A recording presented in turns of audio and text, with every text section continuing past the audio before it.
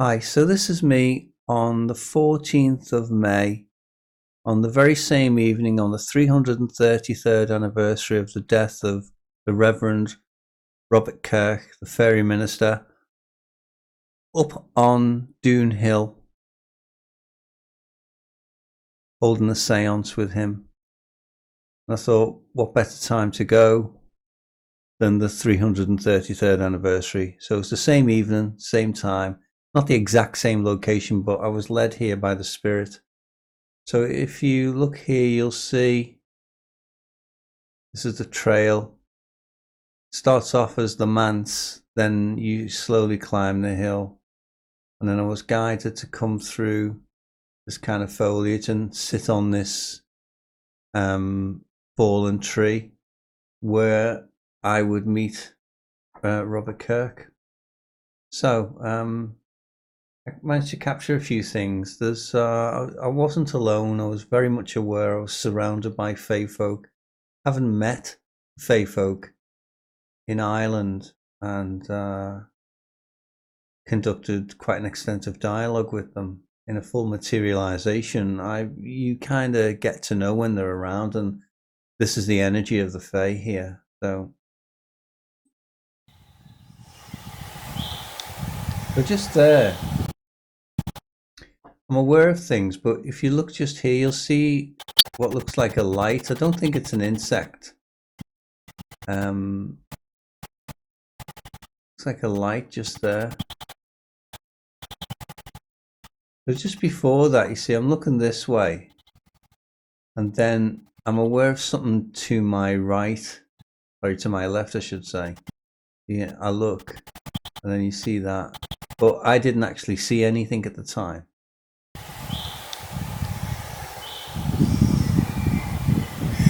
I can see Robert Kirk here. So at that point, I was aware that he'd walked up the slope to me. He's standing about 6 feet in front of me.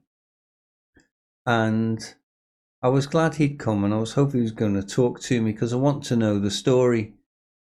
That I wasn't convinced by the story that he's being held captive. Bearing in mind, I've just come from his church as well, where he was supposed to have materialized and been condemned to forever reside with the fae in perpetuity. But I just thought, a man of his faith, that's highly unlikely. I was very interested to see if that could be true. So I decided to meet with him, which is do here, and I asked him outright. Come to talk to me.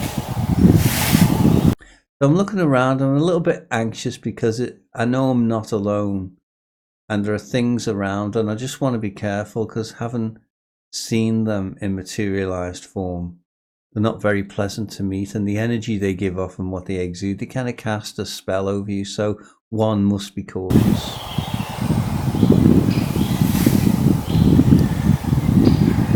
So then I say hello. Hello.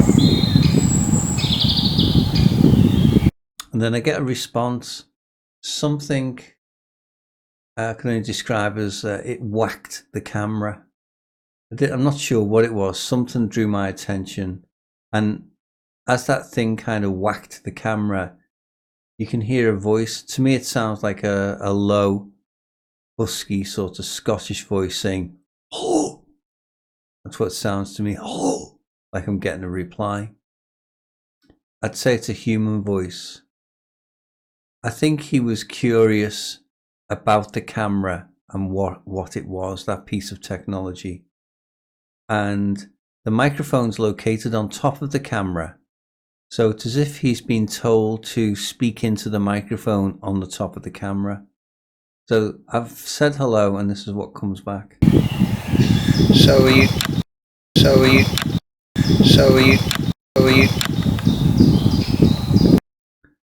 So as you can see, it caught my attention, but there is, to me, I think, a human voice in there saying, "Hello."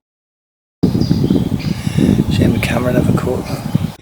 And what I meant by that, when I say it's a shame the camera never caught that, is a camera cannot film itself in the same way a sword can't cut itself and an eye can't see itself. So that's what that means. So, welcome. So what I need to ask you on behalf of everyone is, are you trapped by the Fae?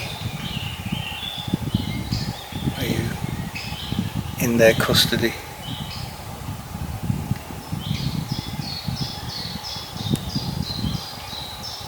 No, I'm not, he says.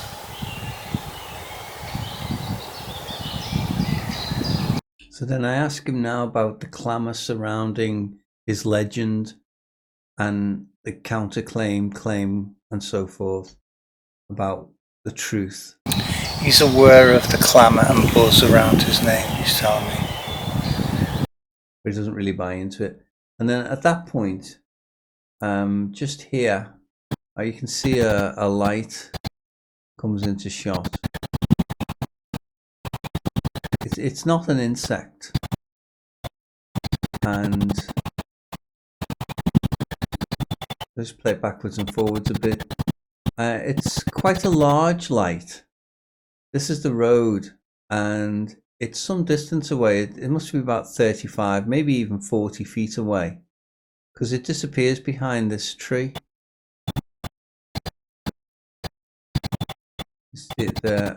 And it goes in between these two trees here.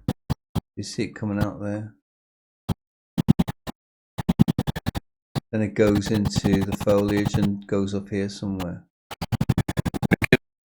So I thought that was, to me, it looks like the fairy version of what's called a will-o'-the-wisp.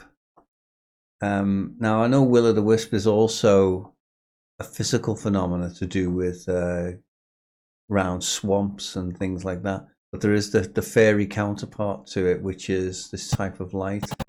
And it also reminds me of the lights that came down the lane in Ireland that surrounded me. They came floating down at some speed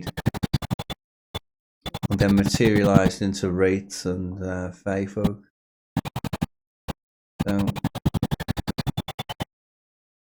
it's quite an interesting light. So that's basically what I recorded. I haven't finished my full analysis of all the footage I shot during this seance, but there may be other things there, but that's all I have for now, and I thought that was of interest, this light.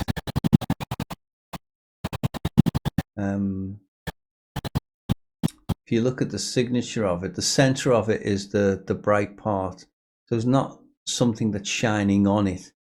The light is coming from within the form itself, within the artifact itself.